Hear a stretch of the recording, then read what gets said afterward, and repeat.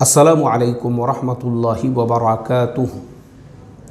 मोहतरम भाइयों, बुज़ुर्गों, दोस्तों, ये हमारा इस्लाह मुआशरा का 1255वां सबक है। मोहतरम दोस्तों, एक बाप अपनी औलाद के लिए क़ुरबानियाँ देता है, मेहनतें करता है, उनको अच्छे से अच्छे स्कूल में पढ़ाता है, हायर एजुकेटेड बनाता है, उनके डिग्री होल्डर होने पर लोगों में मिठाइयाँ तकसीम करता है। उनकी जॉब्स लगने के बाद में उसको ऐसा महसूस होता है, भाई अब तो मैं बेफ़िक्र हो गया, अब मेरी औलाद जो है माशाल्लाह वो काम पर लग गई है।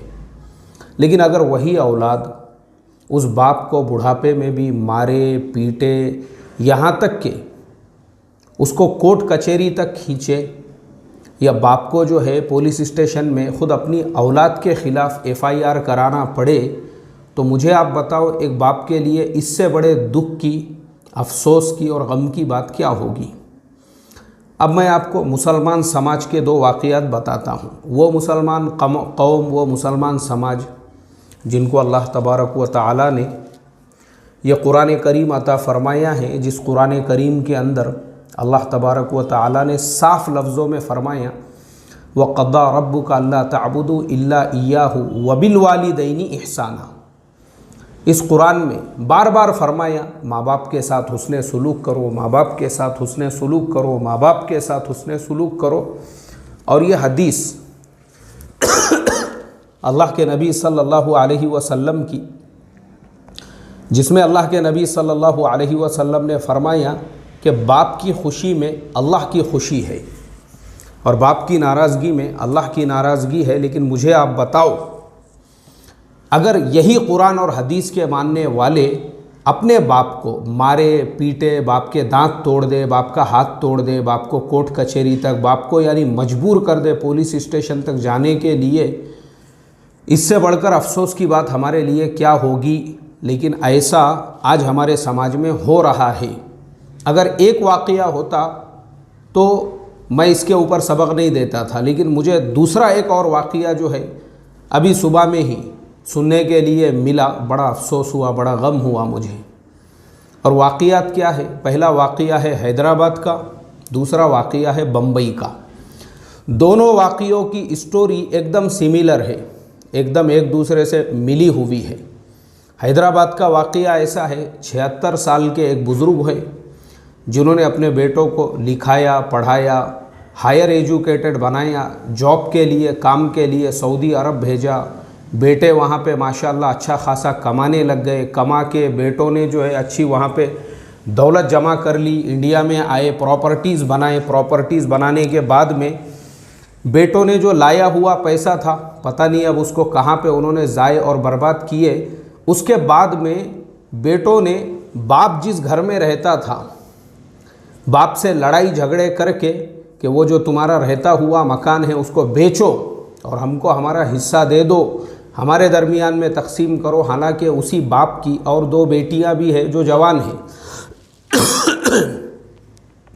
वो बाप चाहता है कि अपनी दो जवान बेटियों का निकाह करे, लेकिन उससे पहले ये भाई जिनकी ज़िम्मेदारी थी अपनी बहनों का निकाह करे, वो उस बाप से मारपीट करते हैं, बाप को खून में लहू लुहान कर देते हैं, दांत तोड़ देते हैं बाप का, और उस बाप को जो है बेटों के अगेंस्ट में FIR कराना पड़ती है। अल्लाह हिफाजत फरमाए। बाप के चेहरे पे जो है अल्लाह के नबी की इतनी बड़ी सुन्नत है, बुज़ुर्ग आदमी है, सफ़ेद दाढ़ी है, जिस सफ़ेद दाढ़ी वाले से अल्लाह ताला भी शर्म फरमाते हैं। वो वाक़या तो हमने बारहा सुने होंगे कि एक आदमी इंतकाल के वक्त उसने वसीयत की, यानी लोगों से, कि मेरे मरने के बाद मेरी जो दाढ़ी है इसको थोड़ा सा सफ़ेद कर देना। लोगों ने बोले भाई सफ़ेद करने की क्या ज़रूरत है? बोले मैंने हदीस में पढ़ा हूँ अल्लाह ताला बूढ़े मुसलमान से शर्म करते हैं, कम से कम मेरी सफ़ेद दाढ़ी देखकर अल्लाह ताला मेरी मग़फ़िरत फरमा देंगे। आप सोचो, जिस बूढ़े से, जिस सफ़ेद दाढ़ी वाले से अल्लाह शर्म करते हैं, ऐसे सफ़ेद दाढ़ी वाले बाप के मुँह पे मार के बेटे ने बाप के दांत तोड़ दिया। क्यों? बोले आप जिस घर में रहते हैं वो घर बेच के हमारे हवाले करो। एक वाक़या हैदराबाद का। दूसरा वाक़या बम्बई का। बम्बई के अंदर एक न्यूज़ चैनल है बम्बई का, मैं उसको पूरी तरह से फॉलो करता हूँ और वो बेचारे जो है उनके अपडेट्स भी मुझे सेंड करते रहते हैं, तो मैं उनके सारी ख़बरें वगैरह देखते रहता हूँ। अभी मैं सुबह के वक्त में ही एक इंटरव्यू देख रहा था, जो न्यूज़ चैनल के चीफ एडिटर है, एक बुज़ुर्ग मुसलमान से इंटरव्यू ले रहे थे। वो बुज़ुर्ग मुसलमान जिन्होंने अपने बेटों के अगेंस्ट में FIR दर्ज करा दी। किस लिए दर्ज कराई? कि उन्होंने अपने बेटों को लिखाया, पढ़ाया, जवान किया, सब कुछ किया बेटों के लिए, और आज वही बेटे, वो बाप ने अपनी पूरी जवानी बेटों की ज़िंदगी बनाने के लिए ख़त्म कर दिया। बेटों को अमेरिका भेजा, 2 बेटे अमेरिका में हैं, एक बेटा इटली में है, और जो बेटे इंडिया में हैं उन्होंने बाप का जीना मुश्किल कर दिए हैं। बेटा बोलता है कि बाप के कारखाने बेच दो, घर बेच दो, सब कुछ बेच के जो है हमको वो प्रॉपर्टी चाहिए। इन्ना लिल्लाहि व इन्ना इलैहि राजिऊन। मेरे मोहतरम दोस्तों, ये दोनों वाक़ियात जब मैंने सुना, यानी देखा अपनी आँखों से, और बापों के जो इंटरव्यू सुना, मेरी आँखों में आंसू आ गए गम और अफसोस की वजह से कि एक बाप अपना खून पिलाकर अपनी औलाद को इसलिए जवान करता है, पैरों पे खड़ा करता है, ताकि वो औलाद बाप का सहारा बन सके बुढ़ापे के अंदर। और वही औलाद अगर बाप को खून के आंसू रुलाए, उससे ज़्यादा बाप की बदनसीबी क्या होंगी। क्योंकि मेरी आंखों से देखता हूँ बाप जो है अपनी औलादों के लिए कैसी कुर्बानियाँ देते हैं। अब हम देखते हैं हमारी आंखों से, मेरे मस्जिद और हमारे यानी ये ऑफिस के दरमियान में जो स्कूल आते हैं, स्कूल उसमें बहुत सारे इंग्लिश स्कूल होते हैं, कॉन्वेंट स्कूल्स है। बाज़ औक़ात मैंने देखा सुबह में 4:30 बजे, यानी तहज्जुद के वक्त से जब वहाँ पे एडमिशन का टाइम होता है, तो यही बाप और यही माएँ वो सुबह 4:30 बजे से वहाँ पे सर्दी के मौसम में वो फॉर्म भरने के लिए लाइन लगा के खड़े हुए होते हैं। बाज़ मरतबा तो ये पता चला कि कुछ लोग जो है उन्होंने बिस्तर डाल के रात रात भर वहाँ पे आराम किया है नंबर के वास्ते, कि हमारे बेटे का स्कूल इस कॉन्वेंट स्कूल में होना चाहिए, ताकि हमारा बेटा जो है हायर एजुकेटेड बने, अच्छा बने। वैसे स्कूलों के सामने सर्दी के मौसम में, और फिर वो बच्चे का जब एडमिशन हो जाता है तो उसके सारे अखराजात है, उसके सारे ख़र्चे हैं, उसके अलावा रोज़ उसको स्कूल ले जाना है, लाना है। मतलब जब तक वो बच्चा 5वीं 6ठी तक पास नहीं हो जाता, डेली की ये ड्यूटी है माँ बाप की। एक जन उसको लेने जा रहा है, एक जन उसको छोड़ने के लिए जा रहा है। इतना सब कुछ माँ बाप जो है औलाद के लिए कुर्बान कर देते हैं, और इतना सब कुछ कुर्बान करने के बाद में फिर वो औलाद हायर एजुकेटेड बन जाती है, बाद में बड़ी बड़ी डिग्रियां लेती है। जैसे ये हज़रत के दोनों बेटे अमेरिका चले गए, एक बेटा इटली में है, और फिर वहाँ से जाने के बाद पता चला कि हज़रत के बेटों की तनख्वाह अमेरिका में 6-6 लाख रुपये है, और यहाँ पे बाप जो है बेचारा यहाँ परेशान हाल घूम रहा है, कोई पुरसाने हाल नहीं है उसका। मुझे आप बताओ मेरे मोहतरम दोस्तों, ये वो मुस्लिम समाज और मुस्लिम मुआशरा है, कुरान है जिनके पास में, कुरान करीम में ये आयत नाजिल की हुई है, व क़ज़ा रब्बुका अल्ला ताबुदू इल्ला इय्याहु व बिल वालिदैनि इहसाना। ये है हमारी औलादें जो माँ बाप को ये सिला दे रही है।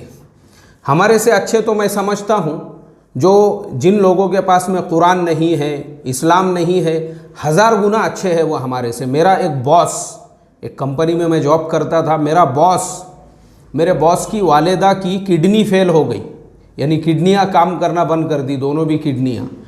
डॉक्टर ने कहा इनका बचना मुश्किल है। बोले अभी सिर्फ सॉल्यूशन ये है कि इनका किडनी ट्रांसप्लांट करना पड़ेगा। वो हमारा बॉस जिसकी तकरीबन 4-4.5 लाख रुपये इंडिया में सैलरी थी, उसने कहा कि नहीं, मैं मेरी माँ को जो है इस तरीके से, यानी मेरी माँ अगर बीमार है उसको क्या लगता है, बोले उसको किडनी लगेंगी, तो मैं हूँ ना। बोले फिर बेटे किस लिए है? डॉक्टरों ने बोले अरे बूढ़ी औरत है, अभी इसकी उम्र जो है 70 साल से ऊपर हो चुकी है, तुम जवान आदमी हो, उससे कोई फ़र्क नहीं पड़ता। बोले मैं चाहे जवान रहूं, बच्चा रहूं, जो कुछ भी रहूं, वो मेरी जन्मदाता है। आज जो मैं ज़मीन पे खड़ा हुआ हूं, उसी माँ के तुफ़ैल में, जिसकी उम्र चाहे 70 हो जाए, 80 हो जाए, 90 हो जाए, ये मेरी किडनी मेरी माँ को जो है मैं दान कर देता हूँ, डोनेट करता हूँ, लेकिन मेरी माँ जो है वो ज़िंदा रहना चाहिए। मैं उस इंसान की बात बता रहा हूँ जिसके पास कुरान नहीं है, हदीस नहीं है, जिसके पास वो क़ज़ा रब्बुका अल्ला ताबुदू वाली आयत भी नहीं है, और उसने बयान भी नहीं सुना होगा। क्योंकि आज तो हमारे यहाँ पे बयानों की भरमार हो चुकी है, होलसेल के भाव में थैला भर भर के। यूट्यूब पे जाओ, आपके मनपसंद मौलाना का बयान आपको मिल जाएगा। तो हमने कानों की अय्याशी, वो जो हमारे हज़रत जी मौलाना साहब फरमाते, मुझे तो वही जुमला याद आता है कि बयान भी आजकल हमने सिर्फ कानों की अय्याशी के लिए, अमल नहीं करना है। ये मौलाना के बयान से बोर हो गए, लगा रहे बोले दूसरे मौलाना का, ये हमारा हाल हो चुका है। खैर, तो वो अच्छे हैं हमारे से कि बेटा माँ के लिए किडनी दान करने को तैयार खड़ा हुआ है, और यहाँ पे 6 लाख रुपये सैलरी कमा के बाप को कभी 10,000 रुपये महीना भेजने को तैयार नहीं है।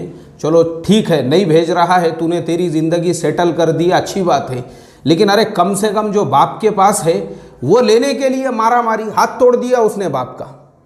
वो हैदराबाद वाले ने मुंह फोड़ दिया बाप का, दांत गिरा दिया बाप के। कैसी औलाद है यार ये, कैसी औलाद है। कुत्ते अच्छे हैं इनसे, कुत्ते, क्योंकि एक कुत्ते को भी अगर आप रोटी का टुकड़ा खिलाओगे 10 बार आपकी चौखट पे आकर जाएगा। कुत्ते अच्छे हैं ऐसी औलादों से। इनको पढ़ाने से, लिखाने से, हायर एजुकेटेड बनाने से, डिग्री होल्डर बनाने से, जो माँ बाप के साथ में ये सुलूक करें। अब मेरे मोहतरम दोस्तों, ये सब चीज़ें क्यों होती है और ये चीज़ों का हल क्या है, और कुरान और हदीस की रोशनी में हमको इसका क्या सॉल्यूशन मिलता है, अब मैं आपको मुख्तसर अंदाज में बताता हूँ। हैदराबाद वाले बेटे ने जो किया या बम्बई वाले बेटे ने जो, दोनों ने भी किए, दोनों का भी अमल शरई एतबार से बिल्कुल कुरान और हदीस के ख़िलाफ़ है। इसलिए कि माँ बाप की जो प्रॉपर्टीज़ है उसके अंदर से बेटों को, औलाद को जो हिस्सा है वो बाप के मरने के बाद जो उसकी मीरास है उसमें से आपको तरीका मिलेगा। बाप की ज़िंदगी में जो औलादें भी बाप से ये तकाजा करती है कि खेतों में हमारा हिस्सा दे दो, प्रॉपर्टीज़ में हमारा हिस्सा दे दो, उनको 1 पैसे का भी हक नहीं है। एक बात याद रखो, बाप की जिम्मेदारी सिर्फ इतनी है, औलाद को पढ़ाना, उनके पैरों पे खड़ा करना और दीनदार बनाना। अब देखो यहाँ पे हमारा भी एक प्रॉब्लम, जो माँ बाप का प्रॉब्लम है ना, वो भी मैं आपको बताता हूँ, क्योंकि बाप को ही पहले से दीन पता नहीं है। बाप ने अपनी औलाद को दीनदार बनाने की बजाय, जब बाप खुद अपने औलादों के माइंड में और दिमाग में और जहनों में ये चीज़ें भरते हैं, दुनिया की बड़ाई, दुनिया की चीज़ें, तब जाके ये मसाइल पैदा होते हैं। कुरान में क्या फरमाया, हज़रत याकूब अलैहिस्सलातु वस्सलाम जब उनके इंतकाल का वक्त करीब आया, अम कुंतुम शुहदा इद हदरा याकूब अल मौत इद क़ाला लिबनीही मा तअबुदून मिन बअदी। हज़रत याकूब अलैहिस्सलातु वस्सलाम अल्लाह के नबी, 12 बेटे थे, सारी औलादें जो है आपके इंतकाल के वक्त करीब आई। हज़रत याकूब अलैहिस्सलाम ने ये नहीं कहा, जो हमारे ज़माने में ये बाप खुद फितने होते हैं, जो औलादों के बीच में ऐसे झगड़े लगाते हैं। बड़े बेटे को बोलते हैं मैं तुझे वो दुकान दे दूंगा, छोटे को बोलते हैं तुझे वो फ्लैट दे दूंगा, हर एक को, यानी इस तरीके से बापों की भी गलती है जो औलाद के दिलो दिमाग में दुनियादारी भरते हैं। अरे दीन भरना चाहिए। हज़रत याकूब अलैहिस्सलाम ने 12 बेटों से ये नहीं पूछा मेरे मरने के बाद में खाना कहाँ से खाओगे, धंधा कहाँ से करोगे, कारोबार कहाँ से करोगे, दुकान कहाँ से चलाओगे, बल्कि ये पूछा मा तअबुदून मिन बअदी, मेरे मरने के बाद में किसकी इबादत करोगे, किसको अपना खुदा बनाओगे, किसकी परस्तिश करोगे। तो सारे जो बेटे थे, अब देखो नबी हज़रत याकूब अलैहिस्सलाम, यानी वो तो खानवादा ही जो है, हज़रत इब्राहीम अलैहिस्सलातु वस्सलाम, हज़रत इसहाक़ अलैहिस्सलातु वस्सलाम, हज़रत याकूब अलैहिस्सलातु वस्सलाम, फिर उनकी औलाद में भी बड़े बड़े नबी थे। उनकी औलाद में हज़रत बिन्यामीन, हज़रत यूसुफ़ अलैहिस्सलाम, हज़रत यहूदा, ये जो यहूदी पूरी कौम है उनकी निस्बत उन्हीं की तरफ तो है जो हज़रत याकूब अलैहिस्सलाम के बेटे थे। यही 12 बेटों में से वो भी एक थे। बहरहाल उसके बावजूद बेटे नबी है, फिर भी बाप को ये फ़िक्र है कि मेरा जो बेटा है, अब हज़रत यूसुफ़ अलैहिस्सलाम जो अल्लाह के नबी थे उसी औलाद में से, फिर भी उनको ये फ़िक्र है मेरे मरने के बाद किसकी इबादत करोगे। तो हमारा भी काम ये होना चाहिए, अरे रोज़ी का मालिक अल्लाह है, अल्लाह। असल सबसे बड़ा मसला यही है, हमारा यकीन अल्लाह की ज़ात से हट कर जब ये दुनियावी चीज़ों के ऊपर आ गया, बेटों को हायर एजुकेटेड बनाओ बोले, बेटों को जो है, और इसीलिए बनाया जाता है ताकि और ज़्यादा दुनिया जमा की जाए उनके ज़रिए से। अरे तुम्हारी नीयत, मैं ये नहीं कहता हूँ पढ़ाना नहीं चाहिए, अल्हम्दुलिल्लाह मेरे ख़ुद के भी 2 बेटे जो है IT इंजीनियर है, लेकिन हमने उससे पहले उनको दीनदार बनाए। मदरसे में हाफिज़ कुरान आलिम दीन बनाना चाहते थे, वो बीमार रहते थे, फिर भी मैंने अपने मकतब के अंदर जितने उनके पारे हिफ्ज़ हो सकते थे मेरे पास हिफ्ज़ कराया, और उसके बाद में जो है उनको पढ़ाने बिठाया। पढ़ाओ मकतब के अंदर बच्चों को, 2-2 3-3 साल पढ़ाए उन्होंने। आज भी मेरा एक बेटा वो जॉब करता है और उसके बाद जब घर पे आता है तो उसके बाद में भी जो है बच्चों को नूरानी कायदा पढ़ाता है, इसी हमारे इस्लाह मुआशरा के ऑफिस में। अब लॉकडाउन की वजह से ज़रा टाइमिंग चेंज हो गई तो उसके बच्चों को मैं पढ़ा रहा हूँ, ये बात और है। तो खैर, मेरे बताने का मकसद ये नहीं है कि बच्चों को आपने कॉलेज में पढ़ाना नहीं चाहिए या हायर एजुकेटेड बिल्कुल बनाना चाहिए, लेकिन उनकी मेंटलिटी दीनदार बनाओ, दीनदार। उनको ये बताओ बेटा तेरे को सब करना है, BCA कर, तू MCA कर, MSc साइंस कर, तुझे जो कुछ करना है, जो पढ़ना है तू हायर एजुकेटेड बन। लेकिन जैसे वो अकबर इलाहाबादी का शेर ये है कि तुम शौक़ से कॉलेज में पढ़ो, पार्क में खेलो, चरख पे झूलो, लेकिन बंदे आजिज़ का रहे एक सुखन याद, अल्लाह को और अपनी हकीकत को ना भूलो। एक शेर में उन्होंने कह दिया सब करो, तुम चांद पे जाओ, सितारों पे जाओ, साइंटिस्ट बनो, जो बनना है बनो, अल्लाह को और अपनी हकीकत को ना भूलो। ये हमारी मेंटालिटी होना चाहिए। किसने मना किया आपको? अभी जैसे हमारे मरहूम अहमद पटेल साहब जो 3 मरतबा के लोकसभा के और 4 मरतबा के राज्यसभा के मेंबर थे, अल्हम्दुलिल्लाह मैंने उनके ऊपर पूरा एक सबक दे दिया। अभी मुझे ज़्यादा डिटेल में नहीं बताना है, लेकिन सिर्फ इतना आपको बताना है कि पॉलिटिक्स में रहकर भी वो इंसान इतने ज़्यादा दीनदार थे, इतने ज़्यादा दीनदार थे। मुझे बड़े बड़े उलामा ने फ़ोन किए गुजरात से, बड़े बड़े उलामा के फ़ोन आए मेरा सबक जाने के बाद, और एक जुमला जो गुजरात के एक बहुत बड़े आलिम दीन हैं, उन्होंने जो एक जुमला मेरे से कहा है अहमद पटेल साहब की तारीफ़ में, मैं समझता हूँ वो एक जुमला काफ़ी है।